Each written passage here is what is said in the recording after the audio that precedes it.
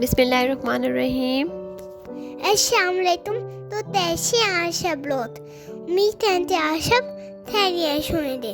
Welcome my to YouTube channel टूटी में मामा ऐशन। तो आज हम बनाने जा रहे हैं मोमोज। ये मेरी मम्मी ने बनाई, ये मेरी फर्स्ट वाइफ पर। अस्सलाम वालेकुम।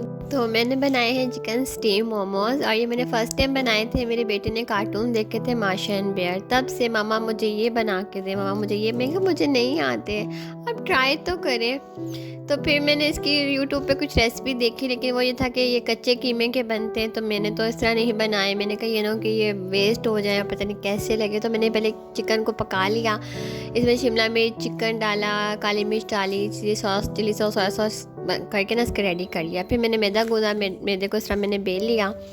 इसका तो वैसे ये होता है कि छोटे छोटे पेड़े करके ना आप रोटी बेलते हैं, फिर आप बड़े बड़े मोमोज बनाते हैं। मैंने बहुत छोटे छोटे बनाए थे, जिस तरह हम मीठी टिक्कियों का बेलते हैं, मैंने बारीक सा बेला और फिर मैंने इस तरह ग्लास से ना इसकी छोटी छोटी सी रोटियां सी बना ली।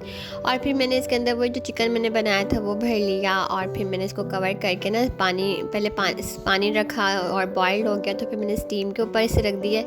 10 मिनट में जब ये ट्रांसपेरेंट हो जाते हैं ना, इसका मतलब होता है कि ये रेडी हो गए। 10 मिनट लग जाते हैं। उसके बाद फिर मैंने कहा ये कच्चे कच्चे ना लगे, तो फिर मैंने थोड़ा सा बटर लिया पैन में और फिर मैंने इसको नीचे से ना एक साइड से जो मैंने इसको गोल्डन कर लिया। कुछ मैंने ऐसे स्टीम किए हुए भी खाए थे, मज़े के लग रहे थे। तो मैंने कहा चले नेक्स्ट कभी ट्राई करूँगी तो कंप्लीट रेसिपी आप लोगों के साथ शेयर करूँगी।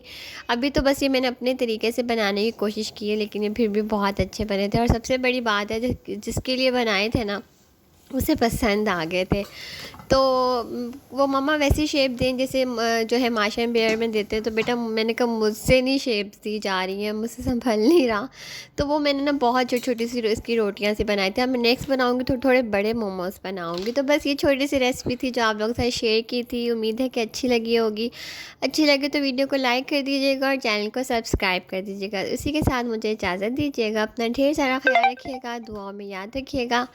अल्लाह ताला हम सबको अपने हिफ्ज़ व अमान में रखे, बुरे लोगों से, बुरी नज़रों से बचा के रखे। आमीन सुम्मा आमीन। अल्लाह हाफिज़।